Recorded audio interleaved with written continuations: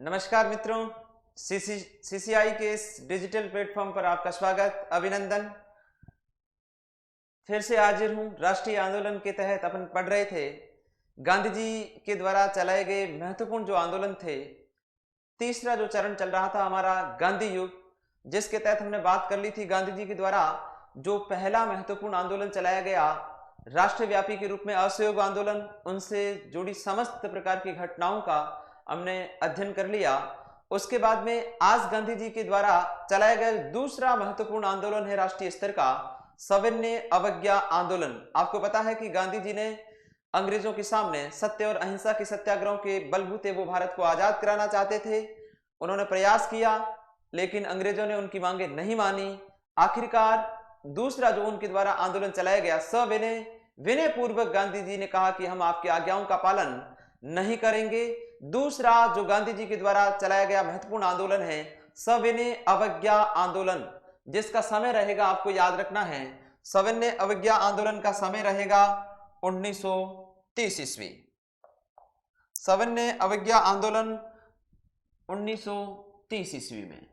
असहयोग आंदोलन हमने पढ़ा 1920 ईस्वी में और सविनय अवज्ञा आंदोलन रहेगा हमारा 1930 ईस्वी में। इनसे जुड़ी समस्त प्रकार की बातों का अपन अध्ययन करेंगे कि सविनय अवज्ञा आंदोलन शुरू होने से पहले, उससे पहले हमने पढ़ा था साइमन कमीशन, नेहरू रिपोर्ट, जिन्ना की 14 सूत्री मांगे थी। और इसके बाद में गांधी जी ने नेहरू रिपोर्ट के बाद जो नेहरू रिपोर्ट को अस्वीकार किया था मोहम्मद अली जिन्ना ने, और जिन्ना के द्वारा 14 सूत्री मांगे रखी गई। उनके बाद लाहौर का जो अधिवेशन 1929 ईस्वी में होता है, जो हमने पिछली क्लास में डिस्कशन किया था, लाहौर अधिवेशन 1929। याद रखेंगे कि सविनय अवज्ञा आंदोलन का जो प्रस्ताव है वो कांग्रेस के किस सम्मेलन में दिया गया? लाहौर अधिवेशन 1929। याद रखना हमें, लाहौर अधिवेशन कांग्रेस का, लाहौर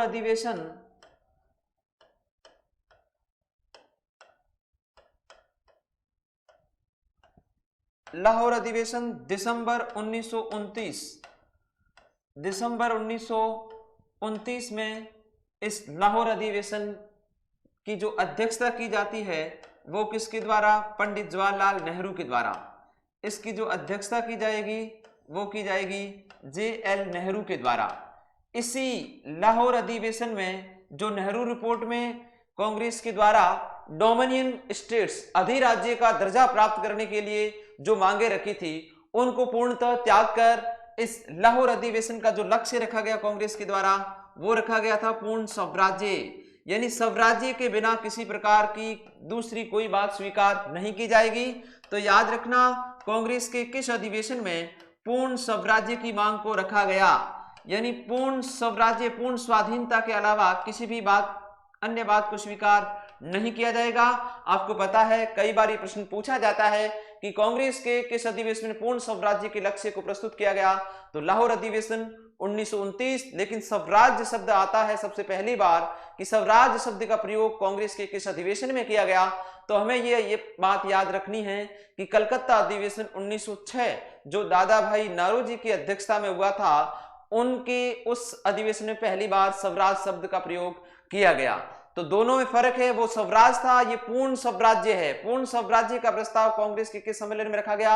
लाहौर अधिवेशन 1929, जिसकी जो अध्यक्षता की जाती है पंडित जवाहरलाल नेहरू के द्वारा।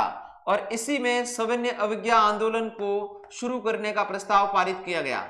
सविनय अवज्ञा आंदोलन का अनुमोदन, सविनय अवज्ञा आंदोलन, सविनय हाथ जोड़कर विनय पूर्वक गांधी जी अंग्रेजों से विनम्र निवेदन करते थे अपनी मांगे मनवाने के लिए, लेकिन अंग्रेजों ने उनकी बातों को नहीं माना। सविनय अवज्ञा आंदोलन का अनुमोदन किया गया किस अधिवेशन में? लाहौर अधिवेशन में। याद रखेंगे, लाहौर अधिवेशन में ही पहली बार 31 दिसंबर 1929 को अर्धरात्रि के समय रावी नदी के तट पर, अर्धरात्रि के समय कौन सी नदी के तट पर? रावी नदी। किस स्थान पर? लाहौर। पहली बार भारतीय तिरंगे झंडे को फहराया गया। लाहौर में पहली बार तिरंगा फहराया गया। ये बातें हमें याद रखनी है कि लाहौर जो अधिवेशन था 19 दिसंबर 1929, जिसकी अध्यक्षता पंडित जवाहरलाल नेहरू के द्वारा की जाती है, और इसमें जो पूर्ण कांग्रेस के द्वारा लक्ष्य रखा गया पूर्ण स्वराज्य की प्राप्ति, कांग्रेस के किस अधिवेशन में? लाहौर अधिवेशन में, याद रखना है। और इसी के तहत सविनय अवज्ञा आंदोलन का अनुमोदन किया गया, क्योंकि उनके द्वारा जो बार बार मांगे दी जा रही थी अंग्रेजों को, लेकिन वो मानने के लिए तैयार नहीं थी। पूर्ण स्वराज्य के अलावा किसी भी दूसरी प्रकार की बात स्वीकार नहीं होगी। 31 दिसंबर 1929 को अर्धरात्रि के समय रावी नदी के तट पर लाहौर में पहली बार भारतीय तिरंगे झंडे को फहराया गया। और 26 जनवरी 1930 26 जनवरी 1930 26 जनवरी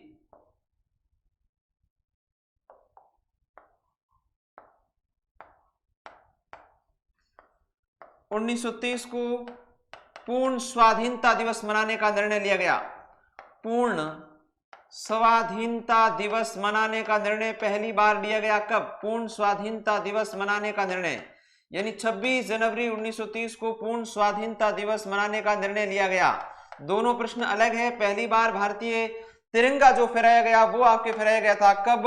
याद रखेंगे 31 दिसंबर 1929 को, लेकिन पूर्ण स्वाधीनता दिवस मनाने का निर्णय किया गया, वो किया गया 26 जनवरी 1930 को। इसके बाद में गांधी जी के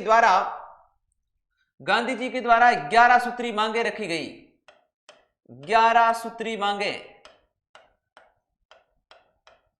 11 सूत्री मांगे रखी गई किसके द्वारा? गांधी जी के द्वारा। जिन्ना की 14 सूत्री मांगे के बाद गांधी जी ने अंग्रेजों के सामने अपनी क्या रखी? 11 सूत्री मांगे। इस दौरान उस समय गवर्नर जनरल कौन था? जी गवर्नर जनरल था भारत का लॉर्ड इरविन, याद रखेंगे। उस समय भारत का गवर्नर जनरल कौन था? Lord Irwin. उनके सामने गांधी जी ने 11 सूत्री मांगे रखी, जिसके तहत हम कुछ महत्वपूर्ण मांगे देखते हैं कि सैन्य खर्च और प्रशासनिक खर्च में 50% की कमी, सैन्य व प्रशासनिक खर्च में 50% की कमी की जाए।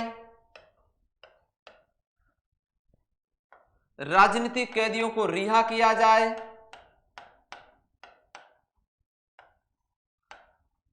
राजनीतिक कैदियों को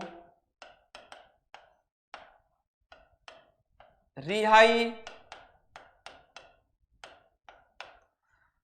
भारतीय नागरिकों के आत्मरक्षा के लिए हथियार रखने की अनुमति।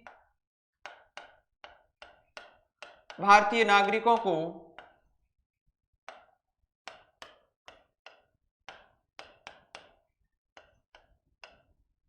आत्मरक्षा के लिए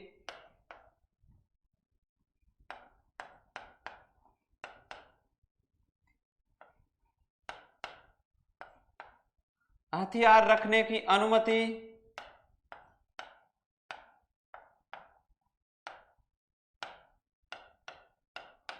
इसके बाद में नमक कर को समाप्त किया जाए, क्योंकि सविनय अवज्ञा आंदोलन जो चलेगा इसको हम नमक सत्याग्रह के नाम से भी जानेंगे, क्योंकि ये पूरा जो आंदोलन है वो नमक से ही संबंधित रहेगा। अंग्रेजों के द्वारा जिस प्रकार से टैक्सेस लगाया जाता था, उसी नमक कानून को तोड़ने के लिए ही गांधी जी ने ये सविनय अवज्ञा आंदोलन चलाया था। तो नमक कर समाप्त करने की मांग रखी थी। रुपए का अवमूल्यन किया जाए। रुपए का अवमूल्यन।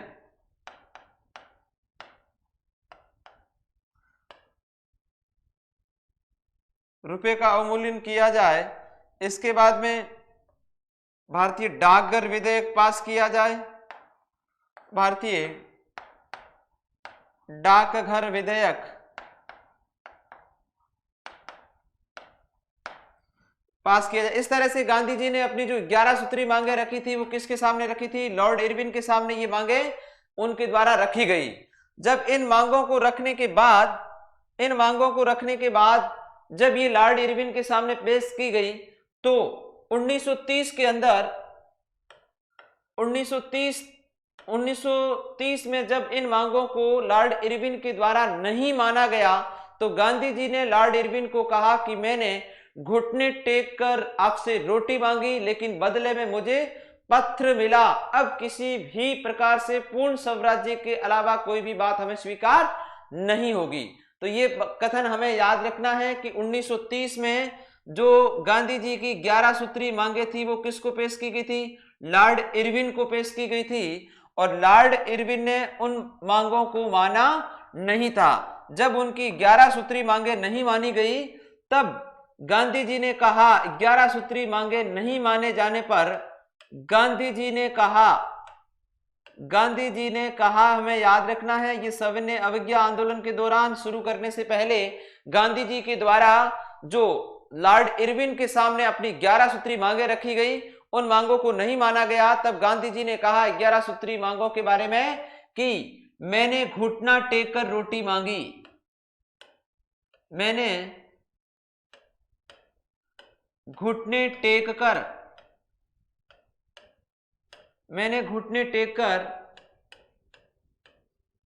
रोटी मांगी, लेकिन बदले में मुझे पत्थर मिला। तो ये याद रखना है, जब सविनय अवज्ञा आंदोलन शुरू करने से पहले 1929 ईस्वी में महात्मा गांधी के द्वारा जो 11 सूत्री मांगे पेश की जाती है वो 19 जनवरी 1930 में जब लॉर्ड इरविन ने नहीं मानी तो गांधी जी ने इसके बारे में कहा कि मैंने आपसे रिक्वेस्ट करके मैंने घुटने टेक कर आपसे रोटी मांगी, लेकिन बदले में मुझे पत्र मिला। इसके बाद फरवरी 1930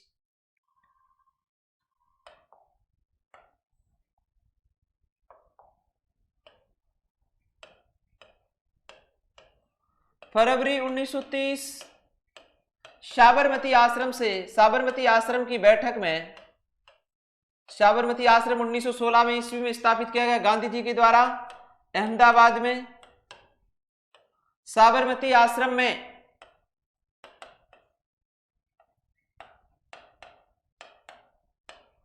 सविनय अवज्ञा आंदोलन को शुरू करने की अनुमति दी गई। इस बैठक में आंदोलन को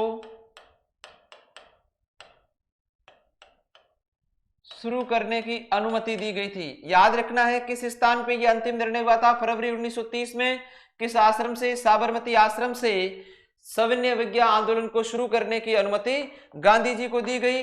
अब यह आंदोलन शुरू होता है, आपको पता है कि मुख्य रूप से सविनय अवज्ञा आंदोलन नमक सत्याग्रह से संबंधित। पहली बात तो ये याद रखनी है, सविनय अवज्ञा जो आंदोलन था वो किससे संबंधित रहेगा? नमक सत्याग्रह के द्वारा, क्योंकि गांधी जी हिंसा में तो विश्वास करते नहीं थे। नमक कानून को तोड़ने के कारण इस आंदोलन को हम कह सकते हैं कि नमक सत्याग्रह। ऐसा भी प्रश्न पूछा जाएगा कि गांधी जी का कौन सा आंदोलन नमक सत्याग्रह से संबंधित था, तो हमें उत्तर लिखना है कि सविनय अवज्ञा आंदोलन जो नमक सत्याग्रह से संबंधित था। इस नमक कानून को गांधी जी के द्वारा तोड़ने के लिए उन्होंने डांडी मार्च निकाला था। डांडी की जो यात्रा की थी बहुत महत्वपूर्ण है और उसी दिन से ही इस आंदोलन की शुरुआत मानी जाती है। उन्होंने अपनी 11 सूत्रें मांगे रखी लॉर्ड इरविन के सामने, लेकिन जब इरविन ने उन मांगों को स्वीकार नहीं किया तब उन्होंने ये कहा था कि मैंने आपसे घुटने टेक कर रोटी मांगी, लेकिन मुझे बदले में पत्र मिला। मजबूरन पूर्ण स्वराज्य की मांग के अलावा किसी भी अन्य प्रकार की मांग को स्वीकार नहीं किया जाएगा। और उसी के लिए नमक कानूनों को तोड़ने के लिए अंग्रेजों ने नमक पर भी टैक्स लगा रखा था, भारतीय लोग उसको बना नहीं सकते थे। उनको तोड़ने के लिए उन्होंने सविनय अवज्ञा आंदोलन की जो शुरुआत की जाती है, हम याद रखेंगे सविनय अवज्ञा आंदोलन की जो शुरुआत कहां से रहेगी? याद रखना है डांडी मार्च। मार्च का मतलब यहां प्रस्थान से रहेगा, डांडी मार्च। याद रखना है सविनय अवज्ञा आंदोलन की शुरुआत किस घटना से मानी जाती है? डांडी मार्च, जो कब शुरू हुई थी? हमें याद रखना 12 मार्च से लेकर 12 मार्च 1930 से लेकर 6 अप्रैल 1930। 12 मार्च 1930 से लेकर 6 अप्रैल 1930 इस घटना से सविनय अवज्ञा आंदोलन की शुरुआत मानी जाती है। अच्छी तरह से ये बात हमें याद रखनी है कि सविनय अवज्ञा आंदोलन की जो शुरुआत होती है वो किस घटना से मानी जाती है? दांडी मार्च की घटना से मानी जाती है, जो कब से कब तक थी? 12 मार्च से प्रारंभ होकर 6 अप्रैल 1930। ये दांडी यात्रा जो निकाली गई वो किस स्थान से निकाली गई थी? हमें याद रखना है, साबरमती आश्रम से गांधी जी ने इसकी शुरुआत की थी। साबरमती आश्रम जो अहमदाबाद में 1916 में स्थापित किया गया, साबरमती आश्रम से गांधी जी ने ये यात्रा शुरू की। अच्छा प्रश्न है, दांडी मार्च या दांडी यात्रा का प्रारंभ किस स्थान से माना जाता है? अच्छा प्रश्न है, याद रखना हमें, साबरमती आश्रम से शुरू करके इसको खत्म कहां पे किया था? दांडी, जो गुजरात में ही स्थित है। दोनों स्थान दांडी आप कह सकते हैं। वर्तमान में गुजरात का कौन सा जिला? नवसारी या नौसारी जिला जिसको कह सकते हैं, जो गुजरात में स्थित है। तो पहली तो तिथि याद रखनी 12 मार्च 1930 से 6 अप्रैल 1930, और इसके बाद कहां से कहां तक हमें याद रखना, ये साबरमती आश्रम जो कहां पर स्थित है? अहमदाबाद। साबरमती आश्रम कहां पर स्थित है? अहमदाबाद में स्थित है। यहां से लेकर नौसारी जिलों की बात करते हैं तो अहमदाबाद से लेकर नौसारी, स्थानों की बात की जाती है तो साबरमती आश्रम से लेकर दांडी। ये जो यात्रा निकाली गई थी, इनकी कितने दिन की यात्रा थी? 24 दिन। यानी 12 मार्च से लेकर 6 अप्रैल तक कितने दिन हो गए? 24 दिन। गांधी जी के साथ में कितने अनुयायी थे? 78 अनुयायी थे। बहुत महत्वपूर्ण आंकड़े हैं, याद रखना। 78 अनुयायियों के साथ में गांधी जी इन दोनों स्थानों के बीच में 385 किलोमीटर की दूरी थी। 385 किलोमीटर की दूरी, या हम मील में कह सकते हैं 240 मील की दूरी कितने दिनों में उन्होंने तय कर ली? 24 दिन। और 6 अप्रैल को उनके द्वारा कहां पहुंचकर? दांडी पहुंचकर। 6 अप्रैल को दांडी पहुंचकर अपने हाथ में नमक लेकर उस नमक कानून का उल्लंघन किया गया। अपने हाथ से नमक कानून का उल्लंघन करते हुए 6 अप्रैल को दांडी पहुंचे, और 6 अप्रैल से ही सविनय अवज्ञा आंदोलन की शुरुआत मानी जाती है। याद रखना, सविनय अवज्ञा आंदोलन शुरुआत कब हुई इसकी? 6 अप्रैल 1930। याद रखना, 6 अप्रैल 1930 से सविनय अवज्ञा आंदोलन की शुरुआत मानी जाती है। दांडी पहुंचकर अपने हाथ से नमक बनाकर उन्होंने अंग्रेजों के इस नमक कानून का विरोध करते हुए उस नमक कानून का उल्लंघन किया था। तो ये आंकड़े बहुत महत्वपूर्ण हमें याद रखने हैं कि गांधी जी के द्वारा सविनय अवज्ञा आंदोलन शुरू करने की जो पहली घटना रहती है वो आपकी दांडी मार्च 12 मार्च 1930 से लेकर 6 अप्रैल 1930। कहां से कहां तक थी दांडी मार्च? साबरमती आश्रम से लेकर दांडी नवसारी जिले में, साबरमती अहमदाबाद जिले में। कितने दिन की यात्रा थी? 24 दिन की यात्रा। इनके साथ में कितने अनुयायी? 78 अनुयायी थे। 385 किलोमीटर की दूरी, कितने मील की दूरी हम कहेंगे? वो आपके रहेगी 240 मील की दूरी। 240 मील की दूरी उन्होंने 24 दिन में तय कर दी थी। इस दांडी यात्रा में सबसे ज्यादा जो अनुयायी थे वो गुजरात प्रांत से थे। सबसे ज्यादा जो दांडी यात्रा में शामिल लोग थे,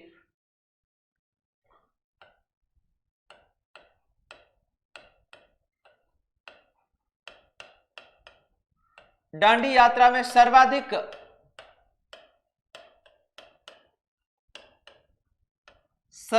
जो अनुयायी थे, अनुयायी किस प्रांत से रहेंगे? क्योंकि गुजरात से शुरू हुई थी। ये भी अच्छा प्रश्न है कि दांडी यात्रा में सर्वाधिक लोग किस प्रांत से थे? तो गुजरात से थे। सर्वाधिक किस प्रांत से थे? गुजरात से थे। अच्छा प्रश्न है, याद रखना। राजस्थान से दांडी यात्रा में शामिल कितने लोग थे? राजस्थान से दांडी यात्रा में शामिल लोग, राजस्थान से दांडी यात्री कह सकते हैं। पहला जो व्यक्ति था वो था आपका नारायण दत्त।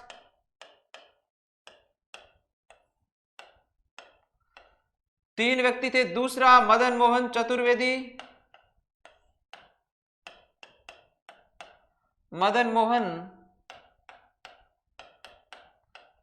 चतुर्वेदी, और तीसरा जो व्यक्तित्व था वो थे आपके सुल्तान सिंह।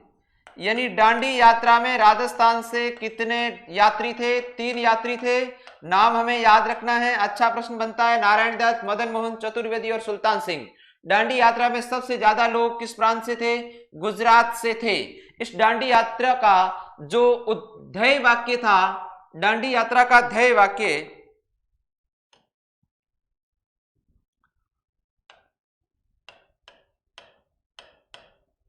दांडी यात्रा का ध्येय वाक्य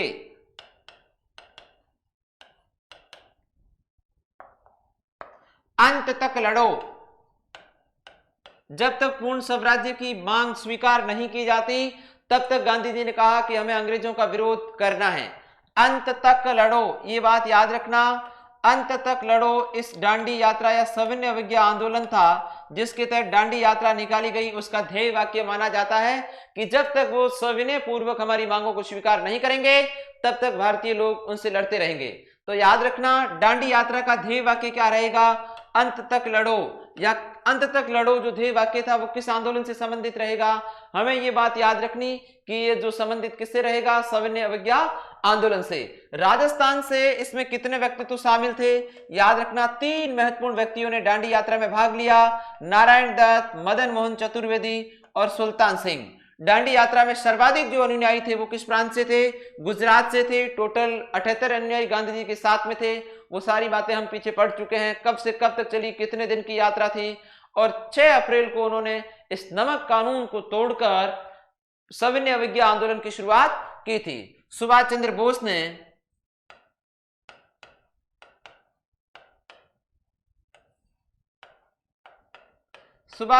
ने गांधी जी की इस दांडी यात्रा की तुलना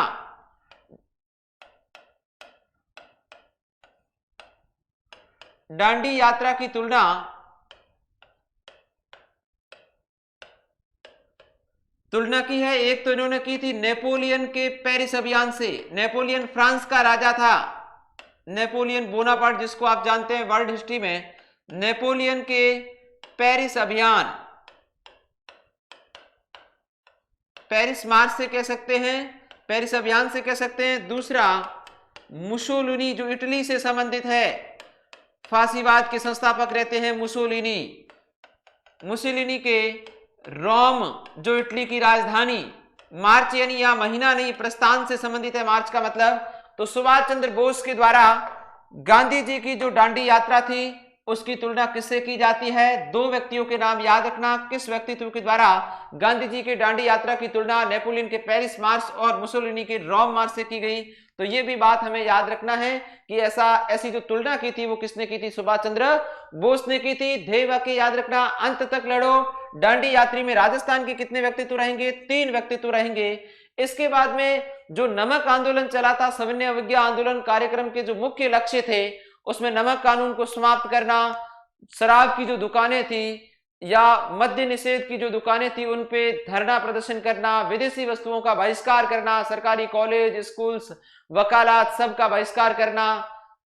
इस तरह से उन्होंने अपने कार्यक्रम के मुख्य बिंदुओं को शामिल करते हुए गांधी जी के द्वारा इस आंदोलन को शुरू किया गया था। तो इसके तहत जो मांगे रखी थी उसमें वही मांगे रहेगी। आंदोलन के कार्यक्रम हम कह सकते हैं कि सविनय अवज्ञा आंदोलन में मुख्य जो लक्ष्य रखे गए थे उनके तहत जो तो ये था नमक कानून को समाप्त करना, नमक कर को समाप्त करना। वो तो 11 सूत्री मांगे थे ये आंदोलन के तहत। यहाँ पे वही असहयोग आंदोलन की तरह सरकारी स्कूल कॉलेज अदालतों का बहिष्कार करना, अदालतों का बहिष्कार करना, शराब की दुकानों पर धरना प्रदर्शन, शराब की दुकानों पर धरना प्रदर्शन।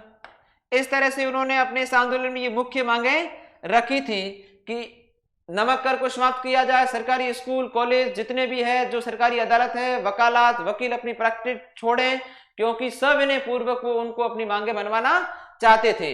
तो इस तरह से उन्होंने अपना आंदोलन शुरू किया। और अब जो नमक सत्याग्रह चला, ये आंदोलन केवल गुजरात तक ही सीमित नहीं था। गांधी जी के द्वारा जो असहयोग आंदोलन चलाया जाता है वो भारत के प्रत्येक कोने कोने से रिलेटेड रहेगा। अलग अलग स्थानों से नमक सत्याग्रह, नमक की यात्राएं निकाली जाती है जिसके तहत अपन अध्ययन करते हैं। तो नमक सत्याग्रह की बात करते हैं कि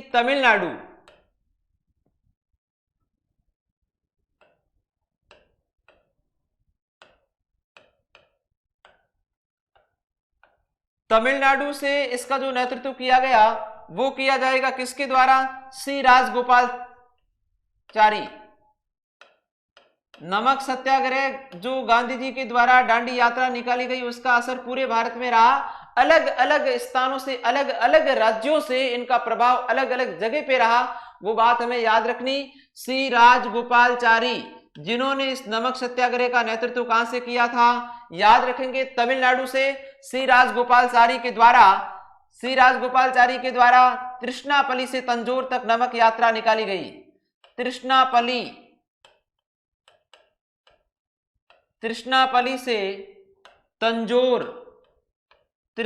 से तंजौर तक इनके द्वारा यात्रा निकाली गई थी। तृष्णापल्ली से तंजौर तक। और तंजौर आपको पता है चोल काल की प्रसिद्ध राजधानी रही है। चोल काल प्राचीन भारत का एक महत्वपूर्ण राजवंश था, चोल काल से संबंधित रही है। यहां पे आपको पता है बृहदेश्वर मंदिर भी स्थित है, याद रखेंगे। तंजौर में बृहदेश्वर मंदिर स्थित है, भगवान शिव को समर्पित है, द्रविड़ शैली में यह बना हुआ है। तो नमक सत्याग्रह का जो नेतृत्व किया गया तमिलनाडु से वो किसने किया था? सी राजगोपालचारी ने। इन्होंने अपनी जो नमक यात्रा निकाली थी वो तृष्णापल्ली से लेकर तंजौर किस काल की राजधानी? चोल काल की एक प्रसिद्ध राजधानी रही। और किस लिए जाना जाता है? बृहदेश्वर मंदिर के रूप में। बृहदेश्वर मंदिर जो भगवान शिव को समर्पित है, द्रविड़ शैली में बना हुआ है, याद रखेंगे। इसके बाद में हम बात करते हैं केरल की। केरल में जो इनका नेतृत्व किया गया नमक सत्याग्रह का, केरल में किया जाता है किन के द्वारा? वाइकोम सत्याग्रह के नेता थे। वाइकोम सत्याग्रह का संबंध भी हमें याद रखना है कि वाइकोम सत्याग्रह क्या था? ये त्रावणकोर रियासत से संबंधित था। केरल में ही पड़ती है ये रियासत, त्रावणकोर रियासत से संबंधित था वाइकोम सत्याग्रह। वहां पे जो ये आंदोलन चला था वो मंदिरों से संबंधित था। मंदिर में प्रवेश से संबंधित ये आंदोलन चला था। प्रवेश से संबंधित आंदोलन था। एजवा जाति का मुख्य योगदान इसका रहा कि उनको मंदिरों में प्रवेश पर प्रतिबंध था।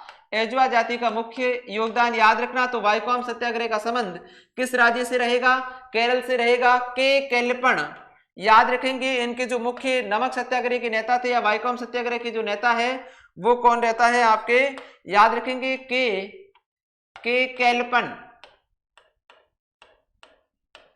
केलपन इनके मुख्य नेता रहेंगे। इनके द्वारा भी नमक सत्याग्रह चलाया गया था सविनय अवज्ञा आंदोलन के दौरान। किस स्थान पे? केरल में यह आंदोलन इनके द्वारा चलाया जाता है। इसके बाद उड़ीसा की बात करते हैं। तीसरा जो था जिसको ओडिशा कहते हैं, वहां से जो नमक सत्याग्रह का नेतृत्व किया गया वो दो नाम हमें याद रखने। एक तो गोपबंधु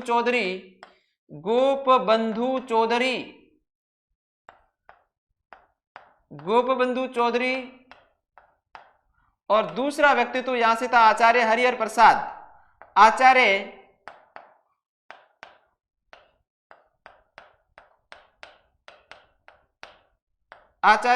प्रसाद। तो जगह जगह से ये याद रखना है क्योंकि हमें पता है कि सविनय अवज्ञा आंदोलन कब शुरू हुआ, दांडी मार्च क्या थी, ये सभी को पता है। लेकिन सविनय अवज्ञा आंदोलन था वो पूरे भारत में विस्तृत था। अलग अलग स्थानों से इनका नेतृत्व अलग अलग व्यक्तियों के द्वारा किया गया, वो बातें हमें याद रखनी है। तमिलनाडु से दक्षिण भारत में ये फैला हुआ था, पूर्वोत्तर भारत में फैला हुआ था, पश्चिमोत्तर भारत में फैला हुआ था, मिडिल भारत में फैला हुआ था, यानी संपूर्ण भारत देश में सविनय अवज्ञा आंदोलन फैला हुआ था। तमिलनाडु से इसका नेतृत्व सी राजगोपालचारी के द्वारा, उन्होंने जो अपनी यात्रा निकाली थी तृष्णापल्ली से लेकर तंजौर तक उन्होंने नमक की यात्रा निकाली थी। याद रखेंगे केरल से जो इनकी नमक सत्याग्रह का नेतृत्व वाइकोम सत्याग्रह जो केरल में चला था, त्रावणकोर रियासत से संबंधित था। मंदिर में प्रवेश पर प्रतिबंध था। एजवा जाति का जो छुआछूत के द्वारा लोग मंदिर में प्रवेश से उन जाति को नहीं करने देते थे, वहां से के केलपन और टी के माधवन ने वहां से इनका नेतृत्व किया। उड़ीसा से इनका जो नेतृत्व किया जाता है गोपबंधु चौधरी और आचार्य हरिहर प्रसाद के द्वारा, वहां से इनका नेतृत्व किया जाता है। इसके बाद में एक बहुत महत्वपूर्ण प्रसिद्ध जो जगह रहती है, अगला जो रहती है धरासना कांड।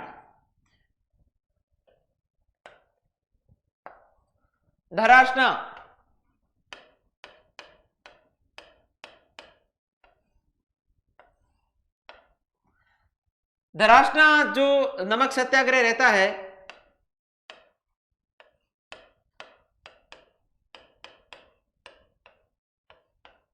मई 1930 में गुजरात में स्थित है। धरासना जगह गुजरात प्रांत से संबंधित है। यहां से जो नेतृत्व किया जाता है, सबसे महत्वपूर्ण बात है सरोजिनी नायडू।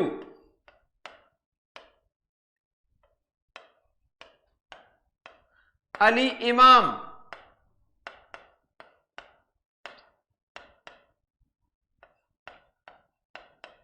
अली इमाम साहब, और तीसरा गांधी जी का पुत्र मणिलाल के द्वारा धरासना नामक स्थान से इनके नेतृत्व में 2000 की भीड़ इकट्ठी थी। 2000 लोगों ने रैली के रूप में नमक सत्याग्रह करते हुए उन नमक कानून का उल्लंघन किया, और वास्तव में उनके द्वारा जो गोलीबारी चलाई जाती और हत्याकांड जो घटना थी वो इतनी भीषण थी कि अमेरिकी पत्रकार वेब मिलर, इसको आंखों देखा वर्णन करने वाला धरासना कांड का कौन सा पत्रकार रहेगा? अमेरिकी पत्रकार वेब मिलर। याद रखना है, अमेरिकी पत्रकार वेब मिलर ने इस धरासना कांड को आंखों देखा हाल सुनाया। तब उन्होंने कहा कि मैंने आज दिन तक इतना भयानक दृश्य धरासना कांड जैसा कहीं अन्य जगह नहीं देखा। तो याद रखना है, धरासना नामक जो सत्याग्रह उसका संबंध भी कहां से रहेगा? सविनय अवज्ञा आंदोलन से रहेगा, गुजरात से संबंधित रहेगा। मई 1930 की घटना, 3 व्यक्तियों के नाम हमें याद रखना, सरोजिनी नायडू, अली इमाम साहब और मणिलाल। 2000 लोगों ने सत्याग्रह करते हुए जो रैली निकाली थी, उनपे जो गोलीबारी के द्वारा घटना घटी थी, उनमें किस पत्रकार ने यहां आंखों देखा हाल देखा? अमेरिकी पत्रकार था वेब मिलर ने, और उन्होंने कहा कि मैंने आज दिन तक ऐसा भयानक दृश्य इस धरासना नमक सत्याग्रह के जैसा नहीं देखा। तो ये चारों बातें अच्छी तरह से याद रखनी। तमिलनाडु से सविनय अवज्ञा आंदोलन के दौरान नमक सत्याग्रह का नेतृत्व किसके द्वारा? श्री राजगोपालचारी के द्वारा। तृष्णापल्ली से तंजौर तक उन्होंने ये नमक यात्रा निकाली थी। याद रखना है, चोल काल की प्रसिद्ध राजधानी रही, वृद्धेश्वर मंदिर स्थित है, याद रखेंगे अच्छी तरह से, भगवान शिव को समर्पित है। इसके बाद में केरल से वाइकोम सत्याग्रह के नेता के कैल्पन ने नमक सत्याग्रह का नेतृत्व किया। वाइकोम सत्याग्रह केरल की त्रावणकोर रियासत से संबंधित है, मंदिरों में प्रवेश से संबंधित था, एजवा जाति से संबंधित रहेगा। उड़ीसा से जो इसका नेतृत्व किया जाता है गोपबंधु चौधरी के द्वारा और आचार्य हरिहर प्रसाद के द्वारा, वह नमक यात्राएं निकाली जाती है। बहुत महत्वपूर्ण है ये धरासना जो नमक सत्याग्रह का संबंध किससे रहेगा? सरोजिनी नायडू का नाम भूलना नहीं है, कई परीक्षा में पूछा जा चुका है। सबसे ज्यादा जो यदि सविनय अवज्ञा आंदोलन के दौरान हम नमक सत्याग्रह में देखते हैं तो वो सबसे ज्यादा प्रसिद्ध जगह रहेगी धरासना नमक सत्याग्रह, मई 1930। सरोजिनी नायडू, अली इमाम साहब और मणिलाल के नेतृत्व में वहां पे नमक सत्याग्रह चलाया गया। 2000 की भीड़ जो इकट्ठी एक साथ रैली निकल रही थी, और उस दौरान उनका प्रत्यक्षदर्शी किस तरह से उनके साथ में दुर्व्यवहार किया गया, उस दुर्व्यवहार का वर्णन अमेरिकी पत्रकार वेब मिलर के द्वारा किया गया। और उन्होंने ऐसा कहा कि मैंने आज दिन तक इस धरासना जो भयानक दृश्य था ऐसा कहीं पे भी नहीं देखा।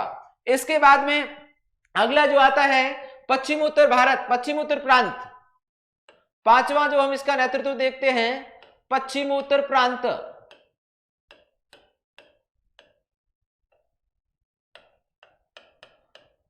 पश्चिम उत्तर प्रांत से यदि हम बात करते हैं कि वहां से जो नेतृत्व किया जाता है वो किसके द्वारा किया जाएगा? बहुत अच्छा प्रश्न है, कई परीक्षा में पूछा जाता है कि मुसलमानों ने वैसे इसमें योगदान कम दिया, क्योंकि असहयोग आंदोलन में खिलाफत आंदोलन की भूमिका पृष्ठभूमि साथ थी, इसलिए उन लोगों ने, मुसलमानों ने बढ़ चढ़ के हिस्सा लिया। लेकिन इसमें केवल हम पश्चिमी उत्तर प्रांत को छोड़ देते हैं तो सविनय अवज्ञा आंदोलन में मुसलमानों के द्वारा योगदान बहुत ही कम दिया जाता है। लेकिन केवल एक ही प्रांत था, पश्चिम और उत्तर पाकिस्तान जहां हमारी सीमा लगती है, वहां से इनका जो नेतृत्व किया जाता है वो व्यक्ति तो हमें याद रखना है कि पश्चिम उत्तर प्रांत से नमक सत्याग्रह का जो नेतृत्व किया गया वो किसके द्वारा किया गया? नमक सत्याग्रह, यानी नमक कानून के विरुद्ध में जो पश्चिम उत्तर प्रांत था पाकिस्तान का, कह सकते हैं हम पाकिस्तान में, वहां से इसका नेतृत्व किसने किया? याद रखेंगे, व्यक्तित्व का नाम बहुत महत्वपूर्ण है, खान अब्दुल गफार खान। खान अब्दुल गफार खान,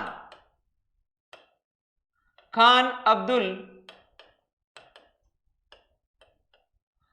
अब्दुल गफार खान के द्वारा पश्चिम उत्तर प्रांत से नमक सत्याग्रह का नेतृत्व किया गया। ये बात हमें अच्छी तरह से याद रखनी है। पश्चिम उत्तर प्रांत से नमक सत्याग्रह का नेतृत्व किसके द्वारा किया गया? खान अब्दुल गफार खान के द्वारा किया गया। इनकी उपाधियां हमें याद रखनी है। उपाधियां याद रखनी है किसकी? खान अब्दुल गफार खान की। तो उसमें हम याद रखेंगे, सबसे पहले याद रखना सीमांत गांधी। पश्चिम उत्तर प्रांत की बात कर रहे हैं, उत्तर पश्चिम पाकिस्तान की सीमा लगती है, वहां से गांधी जी का जैसा नेतृत्व करने के कारण इनको क्या कहा गया? सीमांत गांधी। बहुत अच्छा प्रश्न है, किस व्यक्तित्व को सीमांत गांधी के नाम से जाना जाता है? या इसको हम अंग्रेजी में भी आ सकता है ये फ्रंटियर गांधी। फ्रंटियर का अर्थ सीमांत है, फ्रंटियर गांधी के नाम से भी इनको जाना जाता है। याद रखेंगे बच्चा खान, बच्चा खान भी इसकी उपाधि रही। बादशाह खान, बादशाह खान भी इनको कहा जाता है। ये सारी उपाधियां बता रहा हूं, खान अब्दुल गफार खान, बादशाह खान, फक्र ए अफगान, फक्र ए अफगान, फक्र ए अफगान, ये इनकी उपाधियां रहेगी। पश्चिम उत्तर सीमा प्रांत से कौन सा व्यक्तित्व जहां से नमक सत्याग्रह का नेतृत्व? खान अब्दुल गफार खान, जिनको हम किस नाम से जानते हैं? अच्छी तरह से हमें याद रखना, सीमांत गांधी, फ्रंटियर गांधी, बच्चा खान, बादशाह खान, फक्र ए अफगान। इनके द्वारा पश्तो भाषा में याद रखेंगे, खान अब्दुल गफार खान के द्वारा पश्तो भाषा में पख्तून पत्रिका निकाली थी। इनके द्वारा पश्तो भाषा में कौन सी पत्रिका निकाली थी? पख्तून। याद रखेंगे, पख्तून जो पत्रिका निकली थी वो किसकी थी? खान अब्दुल गफार खान की। किस भाषा में? पश्तो भाषा में निकाली गई। नमक सत्याग्रह का नेतृत्व किया। नमक सत्याग्रह का जो नेतृत्व इनके द्वारा प्रदान किया जाता है, इनके द्वारा एक 1929 ईस्वी में, कब? 1929 ईस्वी में खुदाई खिदमतगार एक संगठन बनाया। पठानों में राष्ट्रीय एकता की भावना भरने के लिए उन्होंने 1929 ईस्वी में खुदाई खिदमतगार, खुदाई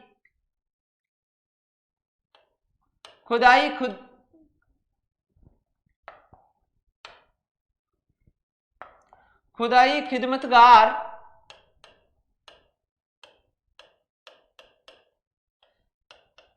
ये संगठन बनाया था, ये दल बनाया था। किसके द्वारा? खान अब्दुल गफार खान के द्वारा 1929 ईस्वी में। कब? 1929 ईस्वी में खुदाई खिदमतगार दल की स्थापना की गई। इस दल को हम लाल कुर्ती दल के नाम से भी जानते हैं, लाल कुर्ती दल के नाम से भी जाना जाता है। याद रखेंगे, लाल रंग की वस्त्र की जो उनकी ड्रेस थी, उनका कोड था, इसलिए उनको लाल कुर्ती दल के नाम से भी जाना जाता है। पश्चिम उत्तर जो सीमा प्रांत पाकिस्तान के सहारे जो सीमा थी, वहां से इस आंदोलन का जो नेतृत्व किया जाता है, हम अच्छी तरह से याद रखेंगे कि पश्चिम उत्तर सीमा प्रांत से नमक सत्याग्रह का नेतृत्व खान अब्दुल गफार खान के द्वारा किया गया। उनको किस नाम से जानते हैं? सीमांत गांधी, फ्रंटियर गांधी, बच्चा खान, बादशाह खान, फक्र अफगान। उनके द्वारा कौन सा जो संगठन बनाया गया? इस संगठन का मूल उद्देश्य था पठानों में राष्ट्रीय एकता की भावना फैलाना। मूल जो उद्देश्य था वो इसका क्या था? पठानों में राष्ट्रीय एकता की भावना फैलाना, पठानों में राष्ट्रीय एकता की भावना फैलाना, पठानों में राष्ट्रीय एकता की भावना फैलाना इनका मूल उद्देश्य था। तो यहीं से यानी मुसलमानों का इस सविनय अवज्ञा आंदोलन के दौरान योगदान बहुत कम था, लेकिन एक विशेष जगह जो सविनय अवज्ञा आंदोलन से संबंधित हमेशा पूछी जाती है, अलग अलग स्थानों के नेतृत्वकर्ता बता रहा हूं किस प्रांत से किसने किया, कहां से कहां तक यात्रा की। तो हमने इससे पहले 4 स्थान पढ़ लिए, 5वां स्थान हम पढ़ रहे हैं पश्चिमोत्तर प्रांत पाकिस्तान का क्षेत्र, जो वहां से खान अब्दुल गफार खान 1929 में ही कांग्रेस में शामिल हुए थे। तो याद रखेंगे, वहां से उन्होंने अपना एक संगठन बनाया। कौन सा? खुदाई खिदमतगार लाल कुर्ती दल के नाम से जाना जाता है। पश्तो भाषा में पख्तून पत्रिका जो इनके द्वारा निकाली गई। उपनाम जरूर याद करने हैं, सीमांत गांधी, फ्रंटियर गांधी, बच्चा खान, बादशाह खान, फक्र अफगान के नाम से इनको जाना जाता है। सविनय अवज्ञा आंदोलन के दौरान कौन से मुस्लिम व्यक्ति ने नमक सत्याग्रह का नेतृत्व किया? तो अच्छी तरह से ये बात याद रखना, खान अब्दुल गफार खान, जिन्होंने इस पश्चिम उत्तर प्रांत से यहां से नेतृत्व किया था। इसके बाद जिया तरंग आंदोलन,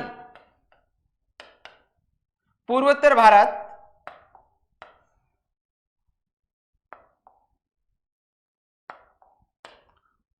अगला छठा बात कर रहे हैं अपन पूर्वोत्तर भारत में।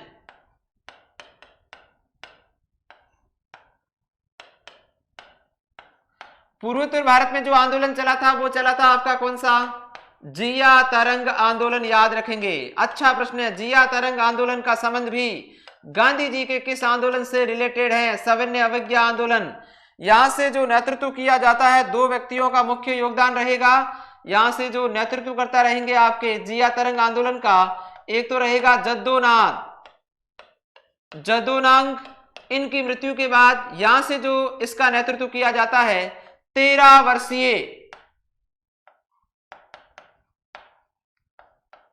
वर्षीय नागा रानी गैडिनेल्यू, 13 वर्षीय नागा रानी गैडिनेल्यू के द्वारा इस जिया तरंग आंदोलन, जो पूर्वोत्तर भारत में मणिपुर से, किस स्थान से? मणिपुर से, इस सविनय अवज्ञा आंदोलन के दौरान इसका नेतृत्व चलाया गया। तो याद रखेंगे दो व्यक्तियों के नाम पूर्वोत्तर भारत में, जदोनांग जिया तरंग आंदोलन, उसकी मृत्यु के बाद 13 वर्षीय जो एक बहादुर रानी थी, जिनके द्वारा यहां से नेतृत्व किया गया और उनको रानी की उपाधि जो दी जाती है, किसके द्वारा? JL नेहरू के द्वारा। बहादुर होने के कारण रानी की जो उपाधि दी गई थी गैडिनेल्यू को, वो किसके द्वारा दी गई?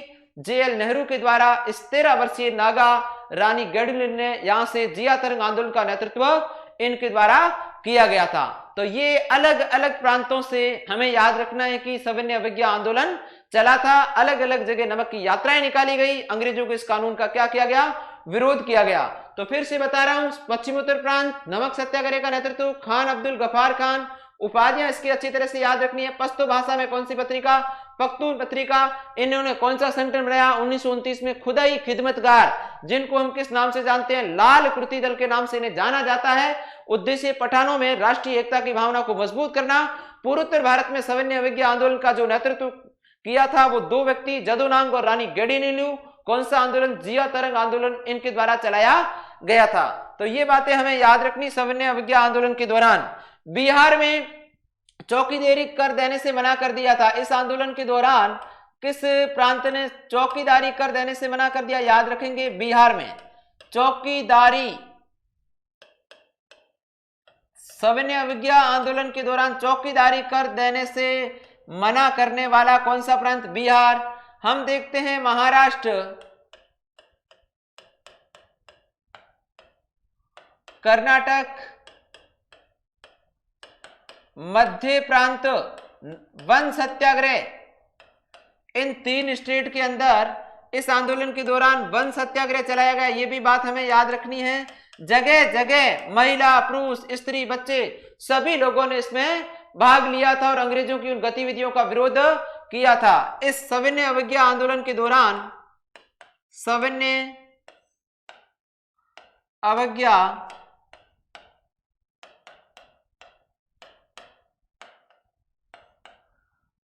आंदोलन के दौरान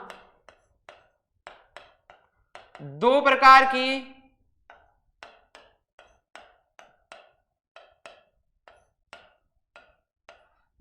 की सेना गठित की गई।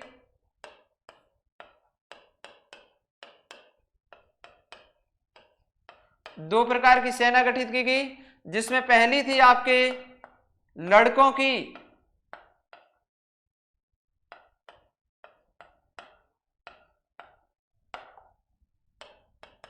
वानर सेना, लड़कों की वानर सेना। दूसरी जो थी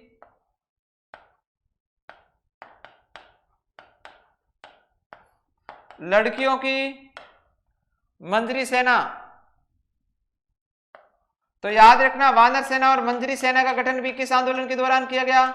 सविनय अवज्ञा आंदोलन के दौरान इनका गठन भी किया जाता है। इस तरह से ये आंदोलन था, पूरे भारत में फैल गया। जगह जगह इनकी हड़ताल प्रदर्शनों के द्वारा इस नमक सत्याग्रह का विरोध किया गया। अलग अलग प्रांत से हमें याद रखना है किस प्रांत से किसने नेतृत्व किया। गांधी जी के नेतृत्व में यह आंदोलन चलाया गया था। मई 1930 के अंदर जब ये गतिविधियां जगह जगह होने लगी तो मई 1930 में गांधी जी को अंग्रेजों ने गिरफ्तार कर लिया। गांधी जी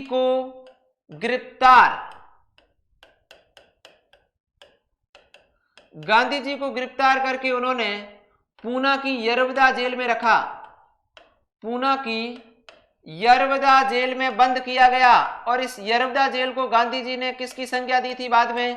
मंदिर की। याद रखेंगे, नेहरू जी को भी गांधी जी के साथ में गिरफ्तार किया जाता है। इस दौरान जेएल नेहरू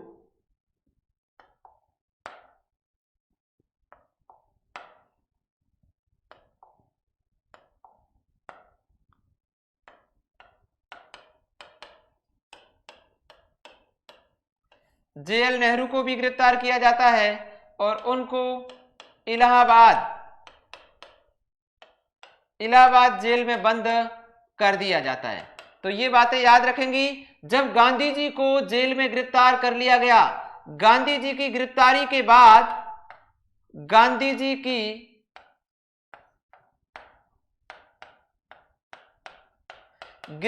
के बाद सविनय अवज्ञा आंदोलन का नेतृत्व, गिरफ्तारी के बाद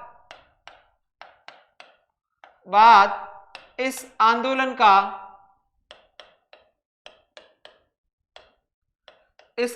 का नेतृत्व